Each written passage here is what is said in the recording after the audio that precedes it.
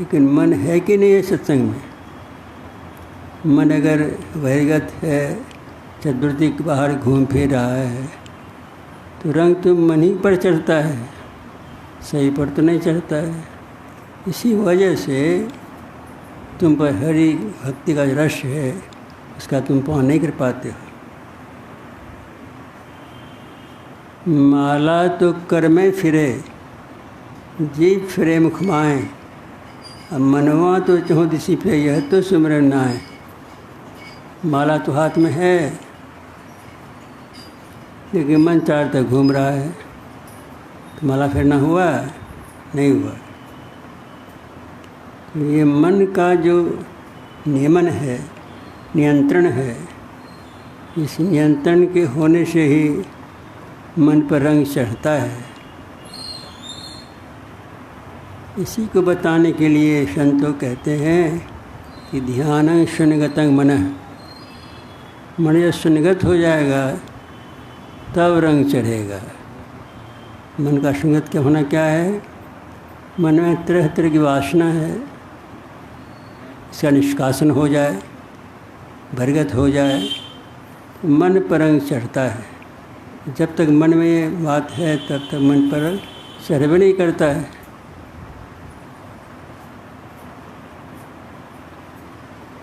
मन को किसने शून्यगत किया? भगवान बुद्ध की बात सुनिए। भगवान बुद्ध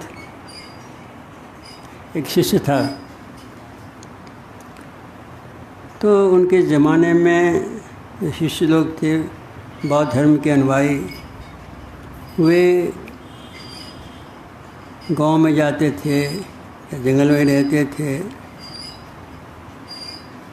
तो कुछ मिल जाता था तो खाते पीते थे, कुछ भगवान बुद्ध के लिए ले आते थे। एक बार ऐसा हुआ कि 2 धोती मिली भगवान बुद्ध को, 2 धोती मिली। सोचता है वो बहुत अच्छा हुआ, एक धोती अपने रख लेंगे, एक भगवान बुद्ध को दे देंगे। आया शिष्य, गर्मी का समय था, भगवान तो बैठे हुए थे, पसीना चल रहा था। भगवान तो कहते हैं सुनो जी, अरे गर्मी है, पसीना चल रहा है, जरा पंखा झेलो। पंखा झेलना शुरू किया। शिष्य पंखा झेल भी रहा है, सोच क्या रहा है, सोचने पंखा झेलता है। गर्मी की वजह से भगवान बुद्ध किसी से पसीना निकल रहा है, लेकिन वो शिष्य जो है वो करता क्या है? पंखा झेलता है। अब मैंने सोचता क्या है, अच्छा ठीक है, 2 ठो मिलेगी धोती, तो 1 ठो दे देंगे उनको। भगवान से पूछा तो भगवान 2 धोती मिली है ना, 1 धोती आपको दे देंगे, 1 ठो अपने लिए रखेंगे। अरे गर्मी का समय है, बड़ी झंका पंखा झेलो, उसके बाद सुनना कहना। अब वो आदमी जो है, शिष्य जो है, पंखा झेल रहा है और सोच रहा है भगवान उसे नहीं लेंगे तो धोती को बेच देंगे। सोचता है कि धोती नहीं लेंगे भगवान बुद्ध तो दूसरी धोती को बेच देंगे, अच्छा कुछ पैसा हो जाएगा, तो उससे 1 ठो बकरी खरीद लेंगे। फिर सोचता है बकरी बड़ी हो जाएगी, बच्चा होगा, तो उसको बेच डालेंगे तो कुछ पैसा ज़्यादा हो जाएगा। फिर सोचता है पैसा ज़्यादा हो जाएगा तो गाइयों खरीद लेंगे, गाय का दूध पिएंगे, खाएंगे भी। अच्छा गाय का बच्चा होगा, पंखा भी चल रहा है, भगवान बुद्ध के पसीने पर, मस्तक पर पसीना चल रहा है, गर्मी का समय है।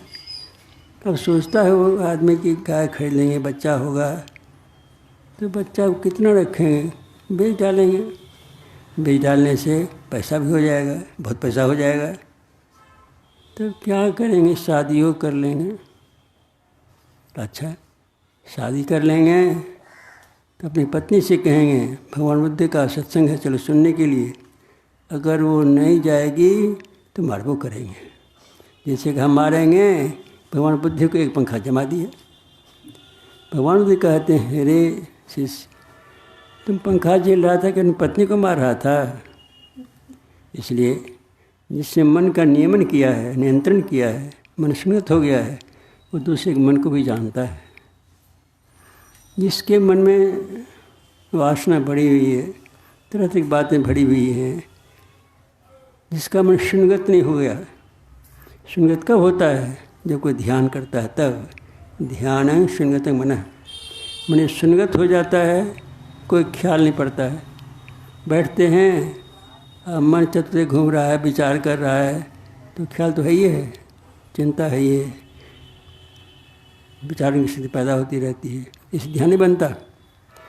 मन सब चीज़ों को भूल जाता है, तब ध्यान बनना शुरू हो गया। ध्यान शून्यगत मन है।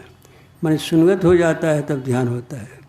ज्ञान संकीर्ण तंत्र में आया है, नो ध्यानं ध्यानं इत्यावृधानं शून्यगत मन। तो ध्यान प्रसादेन सौख्य मोक्षण संशय है। ध्यान को ध्यान ही कहते हैं। जब मन शून्यगत हो जाए तब समझिए ध्यान बन गया।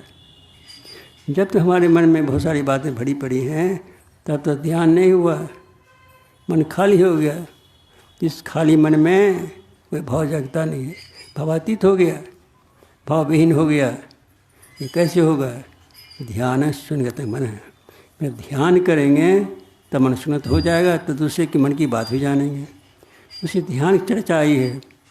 ध्यान बिंदु सद में कि श्लोक का पाठ किया गया है, यदि शैलशमंग पापंग विस्तृण बहुयोजनम विदिते ध्यान योगेन ज्ञानो भेद कदाचन। यदि शैलशमंग पापंग, पहाड़ कितना ऊंचा बड़ा होता है। उपनिषद कहता है बहुत दूर तक फैला हुआ पहाड़ के समान अगर पाप हो तो ध्यान करने सबका अच्छे हो जाता है। हमने बहुत ऐसे पाप किए जिससे मन बोझिल हो गया है, कष्ट होता, तकलीफ़ होती है। ये हमारी तकलीफ़ जो है, हमारा सुख जो है, हमारे अपनी करनी का फल है। अगर हमें सारी कष्ट है, मानसिक पीड़ा है, तो हमने कुछ ऐसे कुकर्म किए हैं जिसकी वजह से ऐसा हो रहा है। ये जो सुकर्म करता है, मन ही कुकर्म करता है, मन ही सुकर्म करता है। हाथ से तो काम कराता है मन, पैर से चलाता है, लेकिन कराने वाला मन है। इसीलिए मन को शून्यगत करना है। ध्यान शून्यगत मन है। मन जो शून्यगत हो जाता है तब जो पाप पिछले जन्म का है, जिसका फल भी भुगत रहे हैं, उससे निपटारा हो जाता है। यदि शैल सम पापंग, स्वयोजन फैला हुआ पहाड़ के समान पाप क्यों न हो, लेकिन ध्यान करने से सब मटिया मेट हो जाता है, मिट जाता है, समाप्त हो जाता है। इसलिए ध्यान का सहारा लेना चाहिए। अब ध्यान है तो ध्यान है क्या? जिसको हम ध्यान कहते हैं वो ध्यान क्या है? हमारा प्राचीन ग्रंथ है पातंजलि दर्शन, श्री पतंजलि मुनि कहते हैं। सबसे पहले लिखने वाले पतंजलि मुनि हुए। योग शास्त्र में लिखा है। इस योग शास्त्र में ध्यान की चर्चा है। और योग का ये 7वां अंग ध्यान है। ध्यान के पहले कुछ और है, यम, नियम, आसन, प्राणायाम, प्रत्याहार, धारणा, ध्यान, तब है समाधि। योग का 7वां अंग है ध्यान। इसमें निष्णात कोई हो जाता है तब समाधि लग जाती है। जिस समाधि में क्या हो जाता है? शोक, मोह, भय, हरस, दिवस, निशि, देश काल तनाही, तुलसीदास साहिन संशय निर्मूल जाए। वैसी समाधि होती है जिसमें जहाँ जहाँ न दिन है न रात, न सुख है न दुख। बताइए कैसी अवस्था है। न हर्ष न विषाद है। ऐसी अवस्था में जब मन रहे तब तो सुख दुख का बोध हो, मन ही वहाँ पर नहीं है। हम लोग साथ तो मन रहता है। स्थूल शरीर में जब तक हम रहते हैं तब तक मन द्वारा सक्रिय रहता है। स्थूल को ध्यान करते कुछ आगे बढ़ खिसक गए, मन छीन पड़ जाता है, उसमें कमजोरी आ जाती है। अब मन को और ऊपर लेके चले गए सूक्ष्म से कारणमंडल में, तब मन शक्ति और छीन हो जाती है। महाकारण तक पहुंचा दिया इसको, तब मन विलय को प्राप्त हो जाता है। केवल मन नहीं रहता, साधना करता है, जो साधना करते हैं वो जानते हैं कि मन का विलय कहाँ हो जाता है, जहाँ पर मन काम ही नहीं करता है, क्योंकि वहाँ मन रहता ही नहीं है। हमारे साथ मन है तो मन से काम करते हैं। इसलिए ध्यान जो है इसको जानना चाहिए, सांगोपांग सुनना चाहिए कि जिससे हमारा ध्यान बन सके।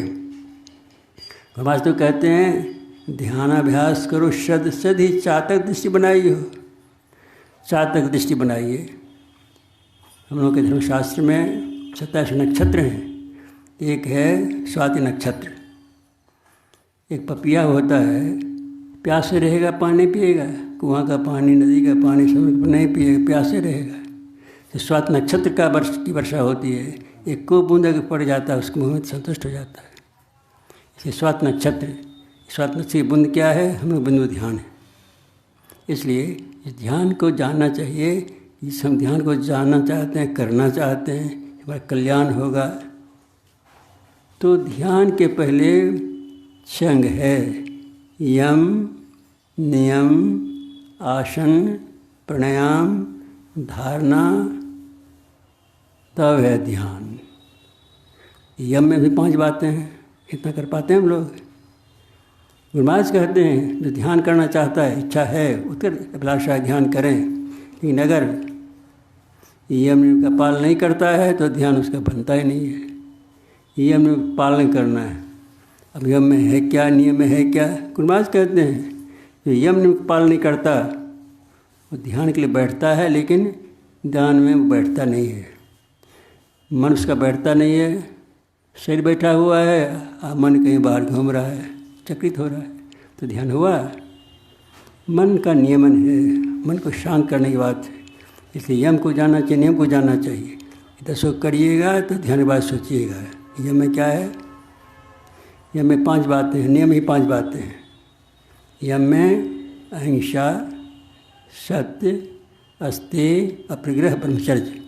और नियम में शौच, संतोष, तप, स्वाध्याय, स्व परिधान। 10 हो गए। 10 को कीजिए तो ध्यान की बातें सोचिए। 10 से विरत अलग है तो ध्यान नहीं बनेगा। सबसे पहली बात अहिंसा। अहिंसा का मतलब हुआ खाली मारना तो ध्यान करना नहीं है। किसी प्रकार से शारीरिक रूप से, मानसिक रूप से किसी को कष्ट देते हैं, मन वचन कर्म से, मन में सोचते हैं दूसरे की हिंसा के लिए, कष्ट देने के लिए, वो हिंसा में दाखिल है।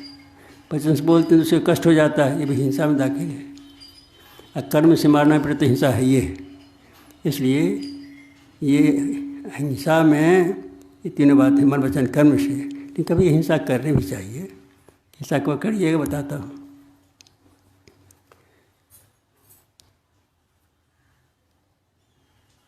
हिंसा कहते कष्ट देने को, अहिंसा कहते हैं कष्ट नहीं देने को। कोई व्यक्ति है, रात्रिकाल है, आपके घर में आ गया, आग लगाना चाहता है, उसको मारिएगा। कोई व्यक्ति आ गया हमारे घर में, हमारे परिवार के साथ गलत काम करना चाहता है, उसको मारिएगा।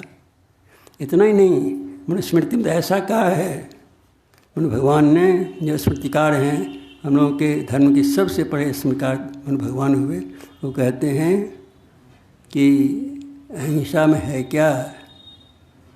गुरुं बाल वृद्धो या ब्राह्मणं या बहुश्रुतम आत्मानमानतं हत्या देवा विचारेन। गुरु क्यों नहीं हो? ठीक रास्ते पर नहीं उसका चलाने देना चाहिए। ठीक रास्ता तो मैं जानता है कि गुरु है हमारे, तो ठीक रास्ते पर है कि नहीं है, गलत का रास्ते पर तो नहीं है। तो ऐसे गुरु से काम नहीं चलता। जिसका प्रत्येक पक्ष चलता है, पवित्रता की ओर चलता है, जिसका मन जो है हमेशा पवित्रता में विचरण करता है। इसलिए गुरु क्यों नहीं हो? वो बाल वृद्ध हो या बूढ़ा हो या बच्चा क्यों नहीं हो, आत्मान मानतं हंतादि प्रचारण। अगर कोई आत्ताई करता हो तो उसको मारना चाहिए, हिंसा करनी चाहिए। आग को लगाना चाहता है घर में, उसको मारिएगा नहीं? मारिएगा, मारेंगे। इसलिए कुछ ऐसी बातें हैं जो हिंसात्मक हैं, लेकिन उसको करना है। अहिंसा, सत्य बोलना चाहिए। हम लोग कितना सत्य बोलते हैं, कितना सत्य बोलते हैं, हमारा मन जानता है। असत्य बोलते हैं ये भी जानते हैं आप, सत्य बोलते हैं ये भी जानते हैं। प्रत्येक का मन जानता है कि हम ठीक बोलते हैं, गलत बोलते हैं। सत बोलते ये मन जानता है। और जब मन जानता है कि झूठो हमने कह दिया तो उसका फल तो मिलेगा, ध्यान नहीं बनेगा। सदा सदैव सतर्क रहने की बात है कि मन को शुद्ध करना है, मन में कोई कलमश नहीं आवे, कोई विकार नहीं पैदा हो, अहंकार नहीं पैदा हो। इसलिए सत्य का पालन करना चाहिए, सत्य के साथ साथ सत्य संभाषण है उसको करना चाहिए, और एक सत्य को मानना चाहिए। एक सत्य क्या है? एक ईश्वर सत्य है। इसके अलावा जो हम लोगों का मन बिखर जाता है, असत्य चला जाता है, उसका ध्यान नहीं बनेगा।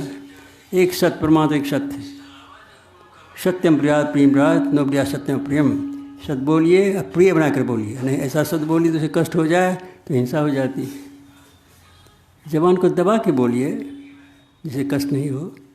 ये सत्य का पालन कीजिए, और सत्य साथ सत्य को जानिए कि ईश्वर सत्य जो है वो कैसा है, किस रूप का है। इसका जिसकी जानने के लिए बिना हम ध्यान में बैठते हैं तो ध्यान बनेगा। कहीं जाना है, रास्ता मालूम है लेकिन गंतव्य स्थान का पते नहीं है कहाँ पर जाना है, तो कहाँ जाइएगा? यहाँ से कुप्पाघाट जाना है, जानते हैं कुप्पाघाट जाना है, रास्ता का पते नहीं है तो कैसे पहुँचिएगा? इस रास्ते का पता रहना चाहिए, कैसे से होकर के हम कुप्पाघाट पहुँच जाएंगे। या इसे सत्य बोलना भी चाहिए, सत्य की जानकारी होनी चाहिए, और सबसे सर्वोच्च सत्य तो विषय परमात्मा है, इसका ज्ञान चाहिए। जिसके लिए हम ध्यान करते हैं वो कैसा है, किस स्वरूप का है, संतों ने क्या बताया इसके बारे में, इसको जानिए। मेहदी में लाली घी दूध में फूल बास समान हो राम राम। भगवान तो कहते हैं हमारा राम जो है कैसा है, फूल में सुवास है, उसका पता नहीं है लेकिन है तो। दूध में मक्खन है, दिखे तो नहीं पड़ता लेकिन है तो। दृढ़ता के विश्वास करिए कि परमात्मा सब जो है व्यापक है, हमारे सब कर्म को जानता है, हमारे सब विचार को जानता है, बचाई क्षितिज पर जो भाव पैदा होता है उसको जानता है। तब हम डरेंगे। जिस सत्य से हम डरेंगे नहीं, असत्य संभाषण करते रहेंगे, असत्य बोलते रहेंगे। इसलिए ये बातें हैं, यम में सौ संतोष अस्ते ब्रह्मचर्य का पालन करना चाहिए। मन कर्म से कार्य प्रसाद बाह्य जगत में जो ब्रह्मचर्य का आस्खलन होता है वो तो होता ही है, लेकिन साथ साथ मन में बुरा भाव नहीं आना चाहिए। मन में बुरा भाव आ गया तब तो ब्रह्मचर्य का पालन नहीं हुआ। सिर्फ बाहरी बात से काम नहीं चलेगा, अंतर्गत में बुरा भाव नहीं आवे, शुद्ध विचार आवे, पवित्र विचार आवे तो ब्रह्मचर्य का पालन होगा। अहिंसा सत्य अस्ते अपरिग्रह, जितनी ज़रूरत है उसको संग्रह कीजिए।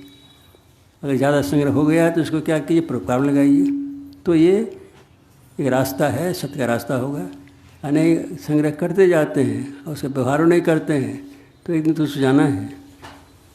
धन किसी का होता नहीं, धन का स्थिर रहता नहीं है, ये चलायमान है। लक्ष्मी चलायमान होती है, रहती नहीं है। इसे सदुपयोग में लगा दीजिए, परोपकार में लगा दीजिए। इसलिए व्यास मुनि ने कहा था, परोपकार पुण्याय पापा, पर परोपकार करना पुण्य, अपकार करना जो है पाप, पापों से बचना चाहिए। और तब क्या है, अपरिग्रह ब्रह्मचर्य का पालन करना चाहिए। 5 बातें जो हैं, अहिंसा सत्य अस्ते ब्रह्मचर्य अपरिग्रह, ये तो यम में है। और नियम में भी 5 बात, उसको भी ख्याल रखिए। यम में क्या है, शौच, संतोष, तप, स्वाध्याय, ईश्वर परिधान, ये 5 को ख्याल रखिए, याद करके रखना चाहिए। इसका पालन हमसे हो पाता ही नहीं पाता है। शौच कहते पवित्रता को, बाहरी पवित्रता करते हैं, कपड़े की सफाई करते हैं, शरीर की सफाई करते हैं, लेकिन मन साफ करते नहीं करते हैं। मन में तरह तरह का कलमश है, कितना कलमश है। कभी शर्म अच्छा कहा है कि मद तो बहुत है भांति का, ताहने जाने कोई, तन मद मन मद जाति मद माया मद सब लोग, विद्या मद गुण मद राज मद, इतने मद को रद्द करे तब पावे न। ये सब इस हेतु मद को रद्द करने की अवस्था होती है, तब ध्यान बनता है। ये जो है पवित्रता की बात है। और तब है स्वाध्याय करना चाहिए। स्वाध्याय क्या करेंगे, अच्छे अध्ययन करवे करेंगे, लेकिन साथ साथ अपने का अध्ययन का, स्व का मतलब अपना अध्याय। आप जो हैं क्या, इसका पता नहीं है कि मैं क्या हुआ, हमको कहाँ जाना है, तो ध्यान क्या बनेगा। आप परमात्मा का अंश, हम परमात्मा का अंश हैं। ईश्वर जीवनाशी अचेतन ससुर राशि सो मायावश भयु साई है नाचत कीड़ मरकट की नहीं। ये हम लोग मरकट हो गए हैं। मरकट है, उसको अपनी बड़ा कुशल बुद्धि का होता है मरकट, लेकिन जब बंध जाता है तभी पता नहीं चलता कि दूसरे बांधा कि हम अपने बंधे हुए हैं। मिठाई मुट्ठी हम आती है और कहता है कि हम किसी पकड़ा कहाँ है भाई। इसलिए ये जो 5 बातें हैं, अहिंसा, शौच, संतोष, ईश्वर प्रणिधान, ये सब बातें हैं। और शौच, संतोष, ईश्वर प्रणिधान, स्वाध्याय। ईश्वर प्रणिधान का मतलब है ईश्वर पर सोचना, चिंतन करना। ईश्वर हमेशा चिंतन करते रहना चाहिए। अपने को भी चिंतन कीजिए, मैं क्या हूँ, कितना सुख हूँ। हम पर मेहराव आ गया है, मन का, बुद्धि अहंकार का मेहराव है, इसको हटाना है। गंदा कपड़ा गंदा हो जाता है, साफ करते हैं तो साफ हो जाता है साबुन से, पानी से, तब पानी में अच्छा भी मन लगता है। उसी तरह से हमारे मन में गंदगी है, इसको साफ करने की ज़रूरत होती है। साफ करने में क्या करेंगे, मंत्र जाप जो है सफाई करने का अच्छा साबुन है। जिसके में हमेशा जप लगा रहता है उसका मन साफ होते रहता है, और जिसके मन में हमेशा मंत्र लगातार नहीं है तो उसका मन गंदा होते रहता है। मन का गंदा होना बहुत नज़दीकीपन है और साफ होना दूर है। मन में तो हमेशा बात आती रहती है, गंदापन आता रहता है, पर्दा पड़ता रहता है, लेकिन इसको साफ करने में मंत्र का सहारा लीजिए। इसी को महाराज कहते हैं ये जो यम नियम है इसका पालन कीजिए। यम नियम, आसन में बैठना चाहिए, ऐसा नहीं कहीं कुछ बैठ गए। हम लोग संत मत में आसन में 3 आसन बड़े प्रमुख हैं। एक है सिद्धासन, दूसरा है सुखमुखासन, और तीसरा है ये वो भगवान बुद्ध बैठा करते थे पद्मासन में। पद्मासन को तो कठिन है, लेकिन सिद्धासन बहुत आसान है। सुखमुखासन ध्यानाभ्यास जब हम लोग करते हैं, नाम स्नान के प्यार अपनाते हैं तो उसमें उसकी आवश्यकता पड़ जाती है। लेकिन हम लोग का जो सिद्धासन है तो आरामदेह है, लेकिन बैठ जाएंगे, सीधे बैठ जाएंगे तो काम नहीं चलेगा। कैसे बैठना चाहिए इसको जानना चाहिए। भगवान कृष्ण ने पूछा था उद्धव ने, भगवान आपको ध्यान करो, ध्यान कैसे बैठना चाहिए बता दीजिए। भगवान कृष्ण बताया था, सम आसीन आसीन है सम का था सुखम हस्तावसंगाधाय स्नासात कृतक्षण। हे उद्धव बैठो न, पैर को ऊपर नीचा करके बैठो, रीढ़ पीठ मस्तक को सीधा करके बैठो। सीधा करने से क्या होगा, सांस क्या कम चलेगी। सांस क्या कम चलने से मन शांत रहेगा। शांत मन जो है भीतर प्रवेश करता है, शांत मन जो नीचे रह जाता है, खिसकता रहता है। भगवान कृष्ण ने भी अर्जुन से कहा था, श्रद्धाने संयम मनोहृदय निरोधित प्रधन्याधात्मा प्राणमास्तु उदाहरणाम ओमितिकाक्ष ब्रह्म व्याहरण माम स्मरण ये प्राति समदेहन सात परमांगतिम। हे अर्जुन बैठो तो ठीक सीधा बैठो और किसी दिशा का अवलोकन नहीं करो। बैठो ध्यान में, दिशा का अवलोकन नहीं करना है। दिशाएं 10 हैं, उत्तर दक्षिण पूर्व पश्चिम, चारों कोने ऊपर नीचे 10। 10 का छोड़ करके बैठो। तो आँख बंद कर लेते हैं, दूसरे से भान रहता है नहीं रहता है। आँख बंद करके, या आँख बंद कर ध्यान करना सुलभ है। भगवान विष्णु तो आँख खोल के क्या करते थे, हमारे भगवान शंकर आदि आँख खोल के क्या करते थे। लेकिन हम लोगों को गुरु महाराज कहते हैं आँख बंद के करो, क्योंकि तुम्हारा लोगों का कारक जीवन है, तुम उस जटिलता में मत करो, साधन से करो। साधन करते करते ऊपर चले जाओ, निकल जाओगे। इसलिए आँख को बंद करना है। आँख बंद कर तब क्या करेंगे यह सीखना है, तब ध्यान की बात आती है। ध्यान जो है, ध्यान कैसे करना चाहिए, आँख बंद करेंगे तब क्या करना चाहिए। प्रत्येक कोई ध्यान करता है, मन आँख बंद करता है तो अंधेरा उसको मालूम पड़ता है, अपने अंधेरा मालूम पड़ता है, अच्छा तो अंधेरा मालूम ही पड़ता है। घमासान अंधकार भीतर दिखाई पड़ता है, जिसमें कोई सोचता नहीं है। शुरुआती दौर में अंधेरा ही अंधेरा है, प्रकाश तो बहुत दूर की बात है। प्रकाश तब आता है जब दृष्टिधार दोनों मिलती है तब। इसलिए दृष्टिधार दोनों मिले, इसके लिए मन का सिमटाव है। मन सिमटेगा कैसे, मंत्र को खूब जपना चाहिए।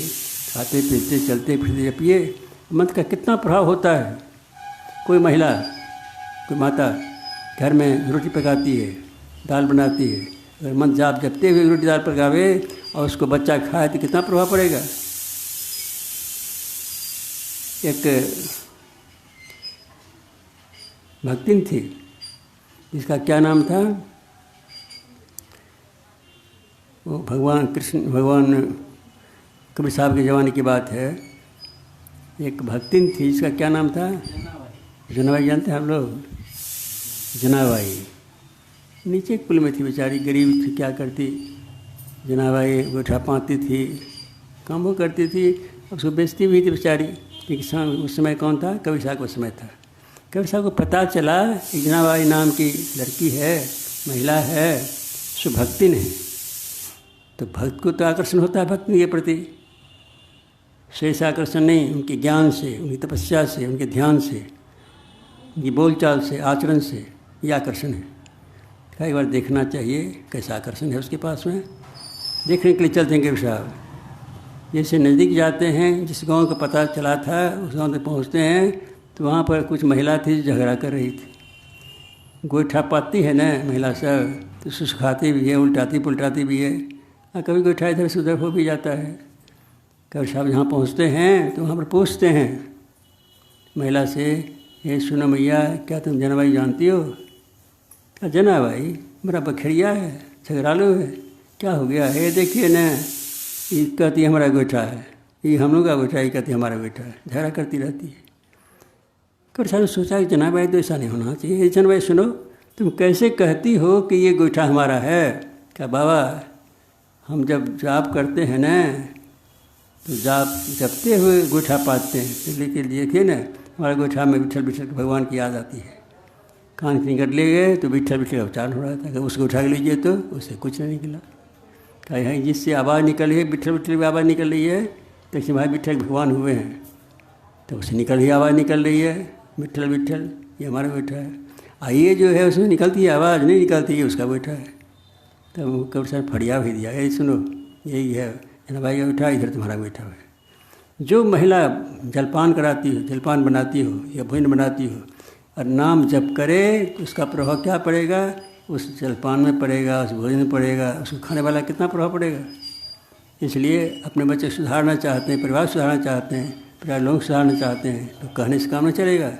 फिर जाप जपिए, खाना बनाइए, कितना प्रभाव पड़ेगा।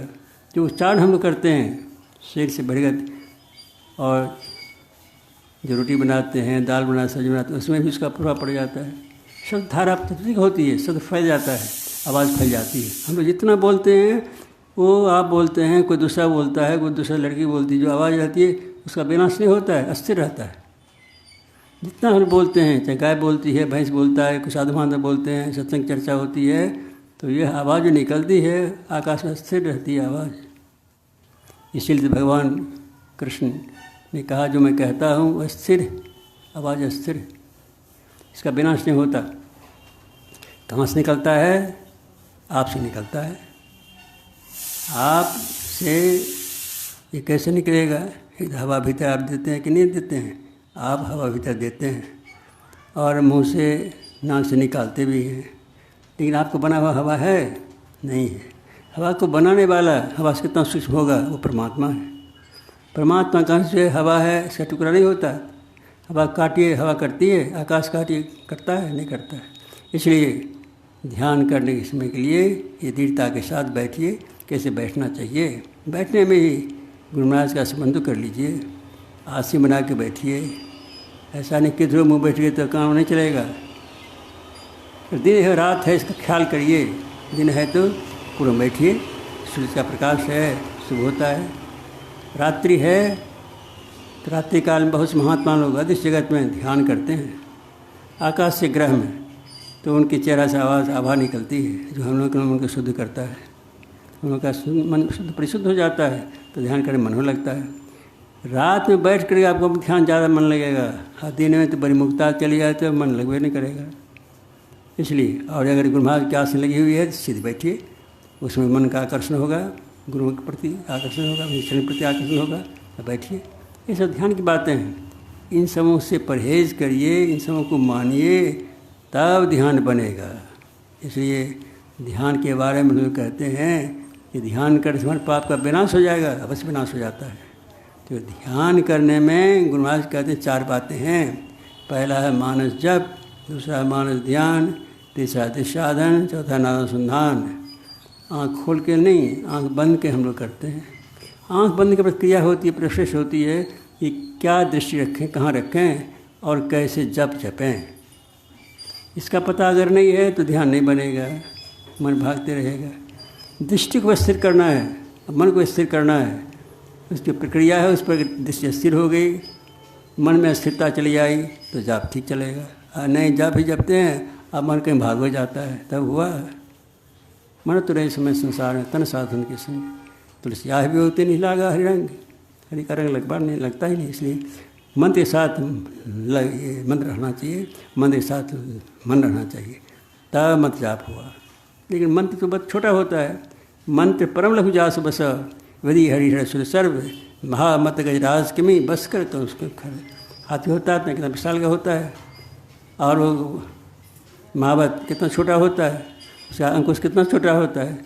छोटे अंकुश के सहारे छोटा महावत विशाल के हाथी को बस में कर लेता है। उसी तरह से ये मंत्र जो है यह गजुआ है, अंकुश है। हम लोग का मन पसर गया हाथी जैसे है, इसी पसरे हुए मन को यही गजुआ, मंत्र का गजुआ मारिए तो मन बस में होगा।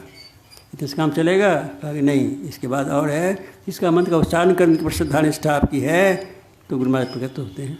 हमारे मन श्रद्धा निष्ठा नहीं है तो गुरु महाराज का मानस ध्यान ठीक से हो नहीं पाता है। मानस ध्यान जो है गुरु महाराज की श्रद्धा निष्ठा का प्रतीक है।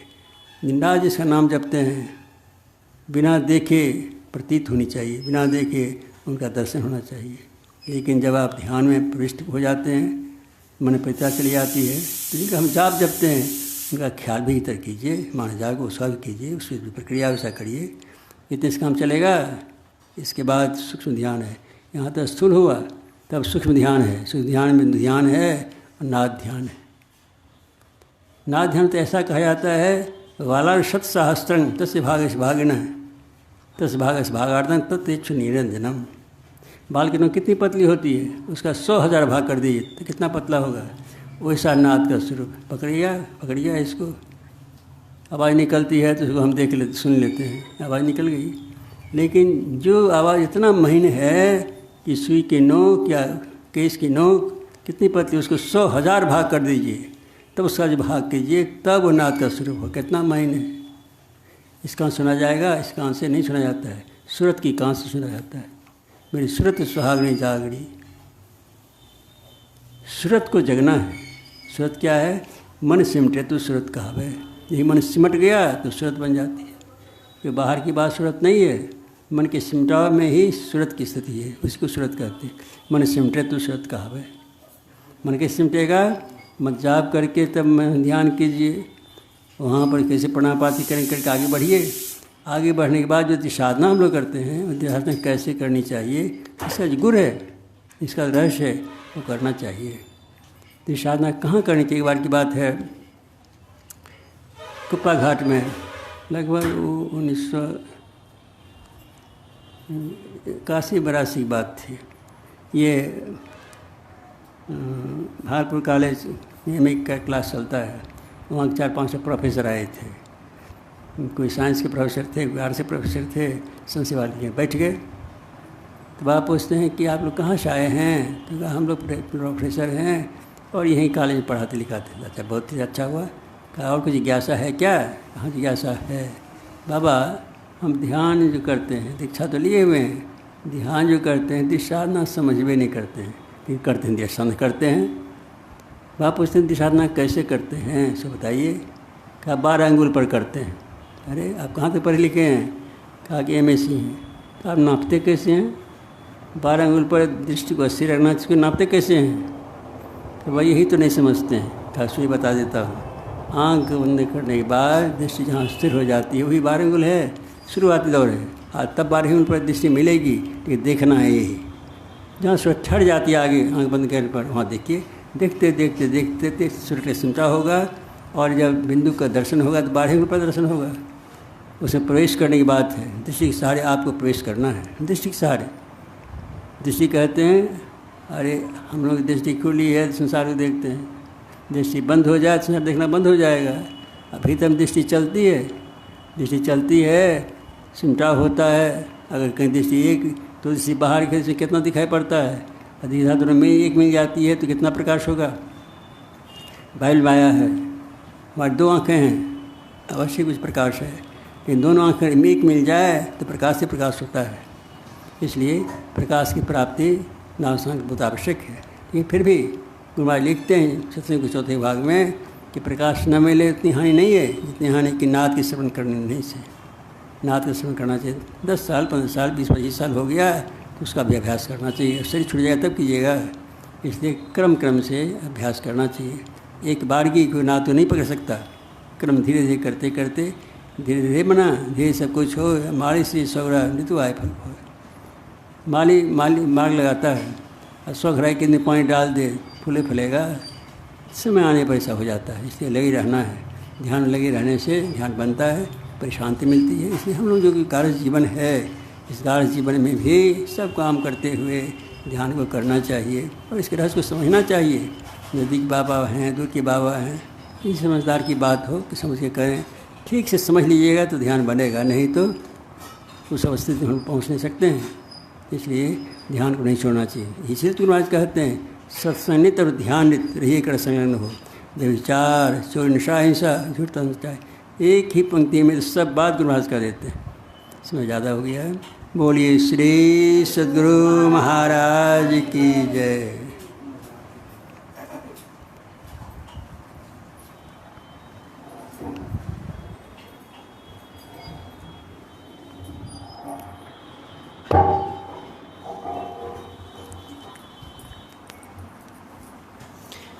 श्री सतगुरु महाराज की जय। आरती संग सतगुरु के कीजय। अंतर जोत होत लख लीजय। पांच तत्व तन अग्नि जराई। दीपक चास प्रकाश करी।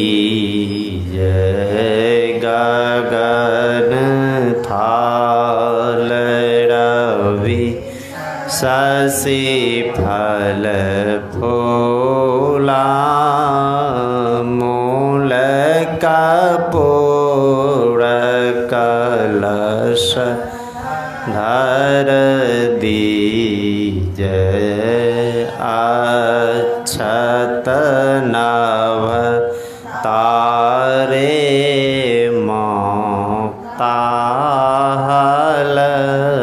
पोहप माल हार गोही जैसे पान। मिष्टान मिठाई। चंदन धूप दीप सब चीज। झलक झांझ मन मीन मंजीरा। मधुर मधुर ध्वनि मृदंग सोनी। जय सर्व सुगंध उड़ी। लिया काशा मधुकर कमल केली। ध्वनि दीज निर्मल ज्योत। जरत घट माही। देखत दोष सब चीज आदर दार अमृत बही आव शतमात द्वार अमर रस बीज पी पी हो यशोरत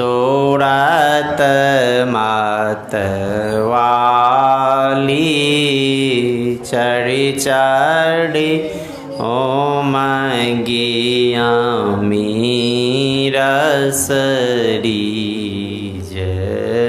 कोट भान छवि तेज ओजाली अलख पार लखी लाग लगी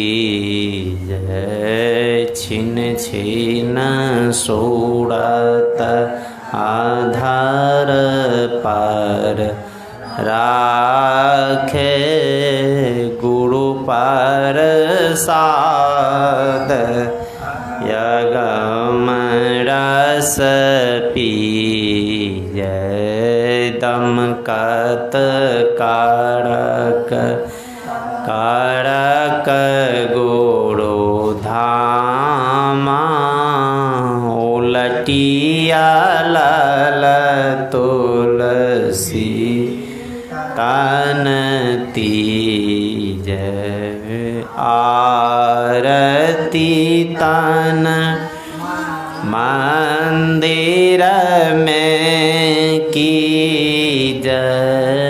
दृष्टि युगल कर सन्मुख दीज चमके बिंदु सूक्ष्मयति उज्ज्वल ब्रह्म